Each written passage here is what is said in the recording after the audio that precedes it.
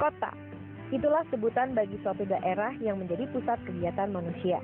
Mulai dari pusat kegiatan politik pemerintahan, hingga pusat bisnis yang tak henti-hentinya memutar uang. Tak heran, kota besar selalu memberikan iming-iming kehidupan yang menggiurkan bagi orang-orang yang hidup di daerah sekitarnya. Hingga akhirnya, kota pun menjadi muara pergerakan manusia yang ingin mengejar mimpi menjadi orang sukses. Inilah yang dialami sebagian besar negara yang sedang berkembang, termasuk Indonesia. Nah, kalau sudah begini, berbagai masalah yang timbul akibat tingginya kebutuhan pergerakan manusia tak mampu dihindari lagi. Kota yang semakin penuh, ditambah lagi sarana transportasi yang kurang memadai, makin memperkeruh permasalahan. Akhirnya, kemacetan lalu lintas di perkotaan jadi harga mati yang tak bisa ditawar lagi. Inilah wajah buruk masalah transportasi perkotaan yang harus segera kita pecahkan solusinya jika tidak mau keadaan bertambah buruk.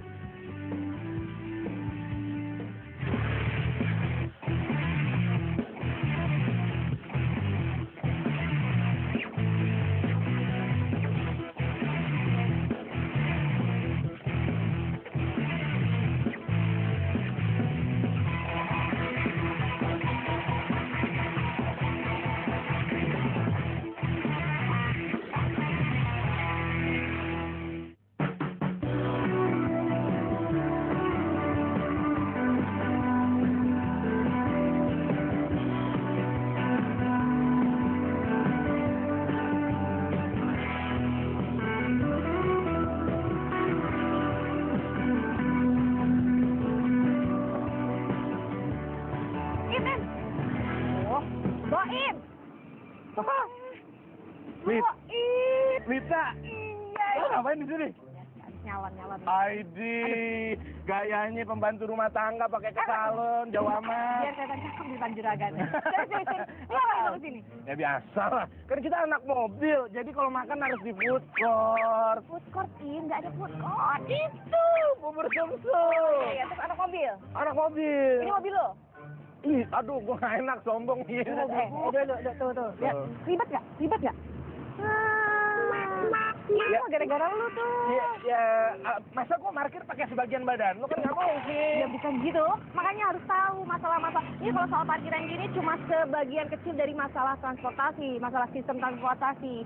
Jadi masih ada soal rambu lalu lintas, masih ada soal jalur transportasi, masih ada sarana-prasarana, banyak banget sistem transportasi itu permasalahannya. Jadi lo harus belajar tuh supaya apa? Supaya kalau kita semakin ngerti, sistem transportasi di Indonesia tuh bisa berjalan kayak yang kita mauin. Jadi lancar, jadi nggak macet, jadi aman, nyaman juga. Mau kan lo pasti kayak gitu? Nih, belajar mobilnya udah ribet nih. Masa gua harus belajar yang lain? Belajar gimana sih? Lo ada cara yang gampang, karena ada info-infonya di sini. Nah, makanya nih pemirsa, saya mau ngajak Boim dan tentunya juga pemirsa di rumah untuk muter-muter Jakarta pakai Transjakarta. Dan yang lebih seru lagi, kita akan ke Solo, Im. Hah? Yang bener lo? Serius, soalnya di sana katanya nih ya, perencanaan sistem transportasi perkotaannya tuh oke, Im. Jadi pemirsa jangan kemana-mana. Tetap bersama saya Ausia Pramita dan juga Andi Boim. tentunya di Catatan Simoda. Keselamatan untuk semua.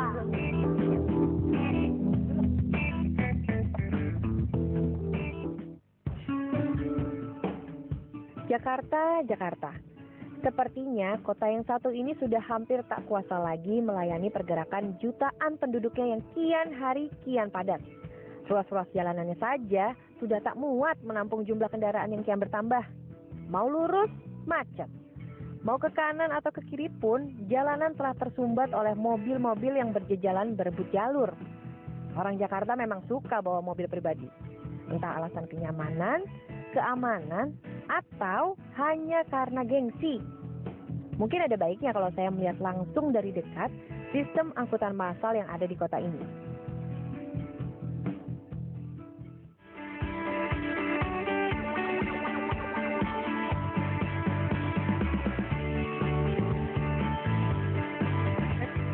Lu ngapain sih ngajak gua ke pangkalan bajai? Pangkalan ojek nih. Yang Mbak. Buat dua orang. 7.000 ya Mbak. Bet. Duit. Udah masuk duluan. Udah. Kasih Mbak. Iya, sama-sama. Siti Komaria. Mbak mau dipanggil Siti apa Komar, Mbak? Komar aja deh, Bang. Nggak ada pilihan ya, Mbak? Berapa tadi? 7.000. Oh, 7.000. Bohem! Ya, Iya, bentar. Buruk. Kasih.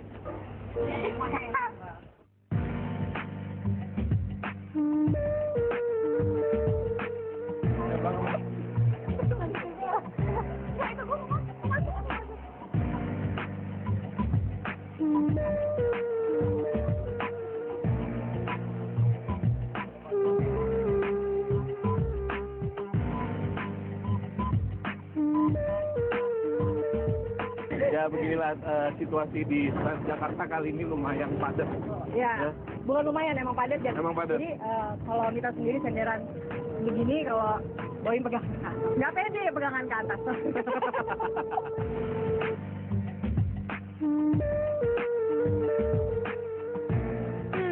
Lumayan juga nih nyobain naik Transjakarta. Meski harus berdiri empet-empetan, tapi saya tidak kegerahan karena AC bisnya yang dingin. Dan yang penting, perjalanan tidak begitu membuat saya stres karena macet. Serunya lagi, rute Transjakarta ini memungkinkan kita untuk pergi ke segala penjuru kota Jakarta hanya dengan sekali bayar. Benar-benar praktis dan efisien. Misi Mbak, boleh nanya? Udah berapa kali naik Transjakarta? Sangat sering, Oh, sangat sering. Kenapa nggak naik mobil pribadi? karena macet. Oke, tujuannya kemana? Mau ke FX, Hah? mau ke FX Senayan. Oh, mau ke FX Senayan. Oke. Kalau itu kira-kira makan waktu berapa lama? Tadi naik dari? Tadi dari mana? Jatipadang. Dari Jatipadang ke FX berapa lama? 45 menit. Oke, dengan siapa? Oh, dengan Gadis. Kira-kira Mbak Gadis punya obeng nggak? Punya obeng nggak? Punya. Punya lagi jawabannya. Jawabnya enggak dong. Kalau kita mau minta pin BT bisa. Nih yang kayak gini nih, yang suka nyolek-nyolek jangan-jangan di Transjakarta nih ya. Oke. Udah. Makasih ya Pak Gadis ya. Makasih Mbak Gadis.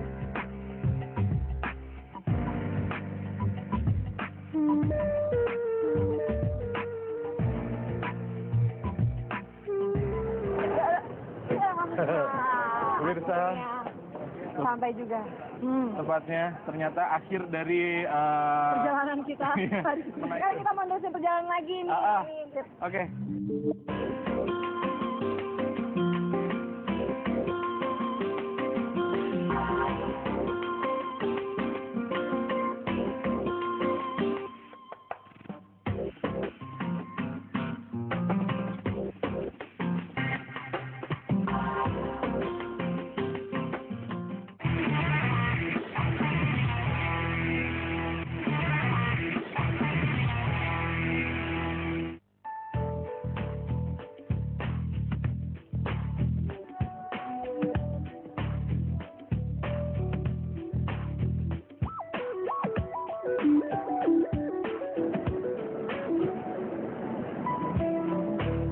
Siang Ibu. Saya Nita. Halo Ibu, Kevin. Orang biasa manggil saya Kevin namanya. Boim ini Ibu Boim. Duduk Boim. Kita mau nanya-nanya nih Bu. Nah kalau ada yang motong jalan bakso biasanya Ibu gimana tuh Bu tanggapannya? Kan tadi. Kalau bisa ya ditertibin lagi lah, jangan sampai masih di jalan itu. Bu, maaf nih Bu, mau nanya nih. Ibu Agustina itu lahirnya bulan Desember ya Bu ya? Apa bulan Agustus? Oh, udah kan. Tapi beneran yang tadi soal motong itu biasanya Ibu gimana nih sikapnya? Maksudnya Ibu langsung ngalah dong, berarti berhenti atau gimana? Kalau misalnya yang kita lain tetap aja di jalur yang reguler, tetap ya mobil sih tetap di jalur yang reguler, tapi mau parkir kan ada suka masuk, mau percepat waktu atau gimana ya, jangan ada polisi, ada tetap aja. Boim, kembali ke tempat. Boim apa sih? Ini emang dia Maaf Bu, Ibu sebelum itu dicap dulu ya. Iya, jadi emang ternyata masih banyak yang motor-motor yang sering ini gitu ya.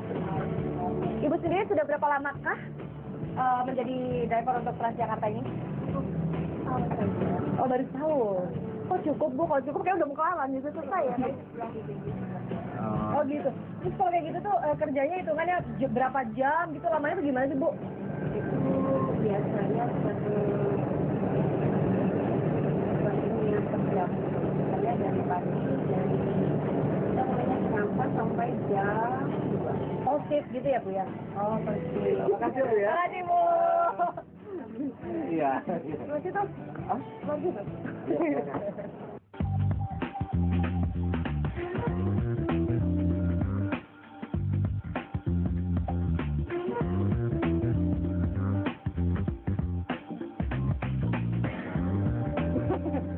Selamat sore Pak. Selamat sore Bapak, ngobrol-ngobrol sebentar boleh? Iya, Ah. Pak, kita mau nanya-nanya nih Pak. Bapak itu sebenarnya untuk sehari-hari lebih sering pakai kendaraan pribadi atau kendaraan umum? Pribadi. Lebih sering kendaraan pribadi. Kenapa tuh Pak alasannya? Ya kan sudah usia lanjut, kalau umum kan pindah-pindah repot lah. Sekarang kalau misalnya Pak, Bapak istilahnya dikasih pilihan di mana pilihan tersebut secara fasilitas mungkin Bapak dan merasa difasilitasi, nah, Bapak akan memilih mana? Kalau yang umum itu nyaman, oke, ya wajar itulah, ya, umum aja. Jadi kenyamanannya ya Pak ya nyaman, dipikirkan. ya. Seperti di luar negeri itu bisa naik bis, tram ya enak naik bis. Terima kasih Pak. Terima kasih Pak. Nah, kita tadi udah ngobrol-ngobrol, mencatat dan melihat ya. Mendengar juga Tentang sistem transportasi di Jakarta Pak. komentarnya masyarakat warga Indonesia ya. Betul. Warga Jakarta pada khususnya. Dan kita di sini mungkin lebih enaknya lagi tadi sesuai dengan saran lo. Silakan ke Solo.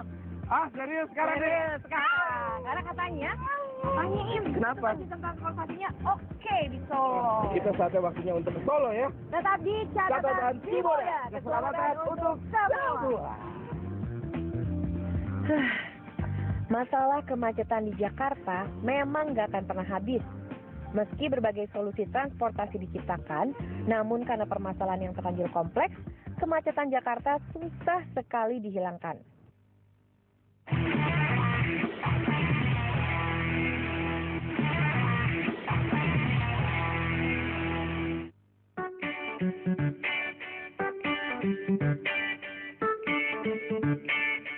Sekarang, saya dan Boim sudah sampai di kota Solo. Sudah nggak sabar nih mau melihat lebih dekat sistem transportasi perkotaan di sini.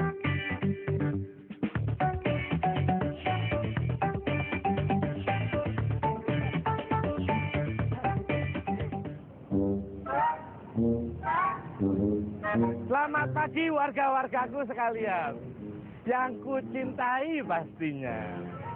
Terima kasih atas waktu yang telah disempatkan kepada saya untuk menyampaikan kata dan 2000 kata.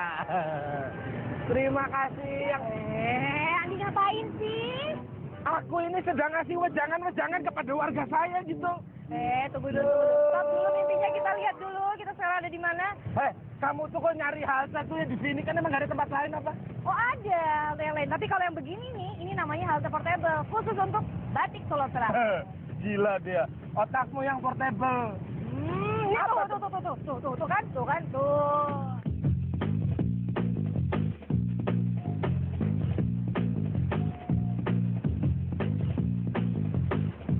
Nah, perempuan dulu dong.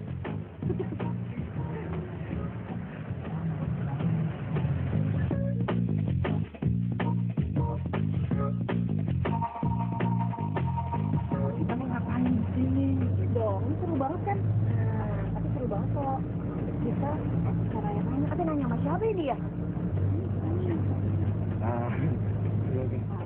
Selamat. Saya Mita, Pak. Saya Taufik dari Pisuk, Surakarta. Tapi kita boleh ngobrol-ngobrol Ya, dikit boleh, Pak, boleh. Kalau batik Solo Trans ini nih Pak, itu udah berapa lama sih Pak berjalan? Ini mulai di launching September 2010. Oh, baru 10 bulan, ya. Udah berapa armada, Pak? Baru 15 armada.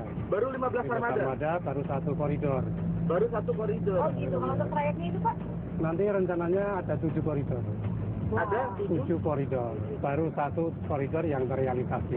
Baru 1 koridor. Kalau yang 6 lagi itu kira-kira kapan Ya Pak? targetnya sampai 2015 nanti bisa selesai semua. Terus apa kendalanya mungkin Bapak di sini untuk mensosialisasikan batik Solo Trans ini apa? Iya, yang pertama armadanya masih kurang ya.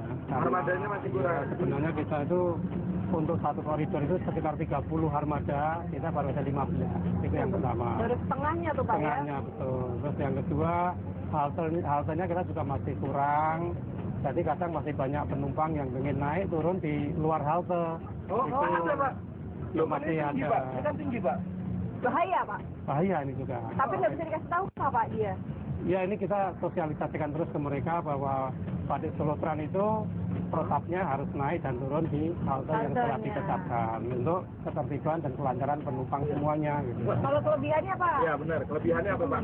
Selain lebih cepat, Iya. yang kedua nyaman, dan ini di setiap persimpangan di sini tidak kena lampu merah. Hah? Maksudnya Pak? Jadi nanti di setiap persimpangan di sini kena namanya bus priority. Apa tuh Pak? Bus priority. Jadi nanti setiap lampu merah itu di persimpangan, bis ini masuk, nanti trafficnya otomatis akan berubah jadi hijau. Loh, Wow. pakai sensor atau apa? Ya pakai sensor, pakai GPS. Enak ya? Terima kasih Bapak. Ternyata kota Solo nggak cuma punya Trans Batik Solo aja loh. Lebih dari itu, kota ini juga telah membekali diri dengan sistem pengaturan lalu lintas yang canggih. Wih, jadi penasaran nih, seperti apa ya?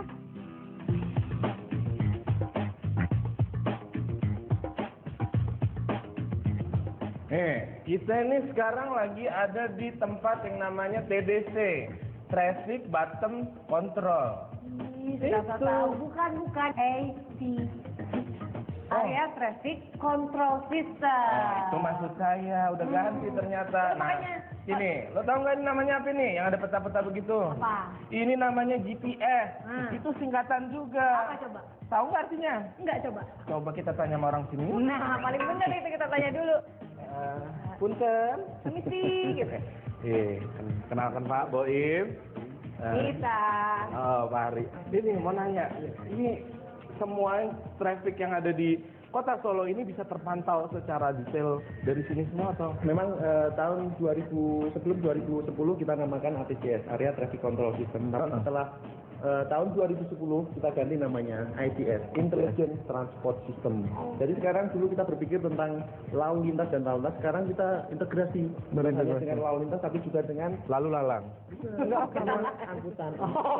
Dengan yang lainnya, dengan transportasi yang lainnya, layanan yang lainnya kita. Iya. Jadi ganti nama itu mungkin karena untuk lebih baik lagi gitu. Betul sekali. Mungkin mau ganti nama? Mungkin mau ganti nama? Oh enggak, lu bakso lagi dong nanti saya. Nah, kira-kira apa lagi Pak yang bisa dipantau dari sini langsung tuh? Apa aja? Oke, kita ada fasilitas satu lagi VSS, Variable Resist Science. Di Kota Surakarta ada 2 lokasi, di depan Markas Informasi dan di depan Stasiun Purwosari. Memberikan informasi tentang kecepatan, data kecepatan live aktif ada di sana karena kita pasang speed kamera detektor. Kamera detektor kita pasang untuk memberi informasi kecepatan di arah lalu lintas ke depannya belok kiri atau lurus, kita beri informasi atau dari kemacetan dan sebagainya kita informasikan ke sana. Dan juga semuanya terekod di komputer kita, di center control room. Jadi memang teknologi udah Udah. top, udah top. Ini yang dibilang oke. Oke. Oke, terima kasih Pak Ari. banyak, Pak Ari, ya. Terima kasih waktunya untuk ngobrol-ngobrolnya. Terima kasih banyak. Selamat bekerja. Selamat bekerja, selamat bekerja. Yuk, kita langsung. Oke. Pemirsa, kita udah selesai laporan dari ITS ya. Sekarang kita coba cari tahu lagi dari mungkin dari narasumber di sini ya nantinya. Betul dong pastinya nanti. Makanya tunggu dulu. Wah. Kita lihat siapakah dia.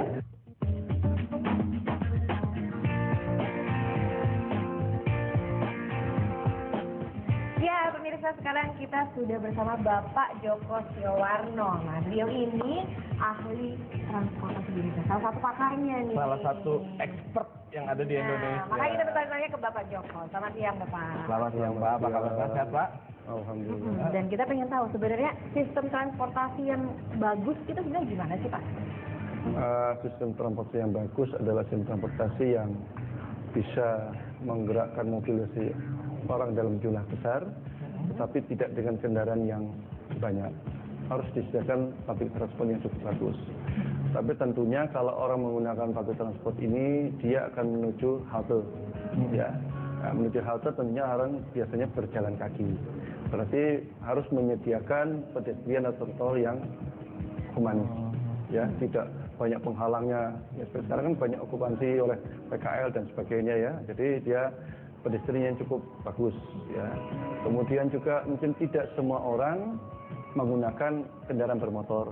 Tapi ada sebagian cuma dia berjalan jarak pendek, dia sana menggunakan kendaraan yang tidak bermotor. Makanya kalau di Solo ini sudah tersedia jalur lambat. Ya, itu bisa sepeda, bisa juga menggunakan becak umpamanya ya. Dan Solo memiliki jalur lambat yang cukup panjang. Di Indonesia paling panjang saya kira, itu lebih kurang antara 26 sampai 30 km. Sebenarnya pemikiran ini kan bukan hanya kota Jakarta, tapi kota-kota lain ya. Betul. Tadi saya katakan bahwa itu juga ada kepedulian dari pemimpin kota. Jadi kita jangan menunggu macet baru kita obati, tentunya ini harus dicegah. Karena bagaimanapun nanti kota Solo akan mengalami hal seperti itu kalau tidak dilakukan sejak dini. Ya, nah Solo sudah memulai sebagai kota besar yang kota tidak besar, tapi penduduknya cukup banyak. Ya, ini akan ke depan juga kalau tidak diantisipasi sejak dini, itu akan terjadi seperti kota Jakarta. Ya, kalau sudah sebesar Jakarta, itu nanti biayanya akan lebih besar lagi untuk mengatasinya. Nih, kalau kita lihat sistem transportasi yang ada di Solo ini kan bagus ya. Nah, kalau itu menurut saya, kira-kira kalau menurut Pak Joko seperti apa? Ya, Solo itu kan kota yang terletak di tengah. Dia cuma satu hal, dia tidak punya pelabuhan. Sebagai kota yang sedang, tapi dia sudah mau memulai menata transportasi kota. Dan Solo juga sudah dibuat sebagai model pengembangan transportasi perkotaan di Indonesia. Dan kota Solo paling banyak dikunjungi oleh wilayah di Indonesia untuk sebagai model. Jadi nggak perlu keluar negeri lagi. Jadi nggak perlu ke Singapura, cukup ke Solo. Oke, terima kasih banyak Pak Joko sudah meluangkan waktunya untuk ngobrol-ngobrol sama kita. Oke, jangan kemana-mana, tetap di Catatan Cimoda. Pada perjalanan kali ini, saya dan Boim mendapatkan banyak sekali catatan yang pastinya berguna bagi masyarakat. Bagaimana sistem angkutan perkotaan dikembangkan untuk meningkatkan kualitas hidup warganya, meski kendala masih saja ditemukan di sana-sini. Seperti kota Jakarta yang pengembangannya terus dilakukan, namun bukan berarti tidak ada pemecahannya. Dan kami yakin, sistem transportasi perkotaan ini akan terlaksana dengan baik jika ada kesinambungan secara konsisten antara pemerintah dengan warganya. Ternyata menangani masalah transportasi di perkotaan benar-benar pekerjaan rumit yang menuntut kesadaran serta tanggung jawab dari semua pihak. Meskipun pemerintah terus berupaya keras memperbaiki sistem transportasi, tapi kalau kesadaran serta peran serta masyarakat tidak mendukung, apalah artinya usaha tadi? Jika kita ingin memiliki kota yang tertib, teratur dan cepat maju, marilah mulai dari sekarang kita bangun kesadaran kita. Mulai hal yang kecil dulu, yaitu kesadaran bertransportasi. Masa sih kita nggak bisa? Jangan mau kalah dong sama negeri tetangga.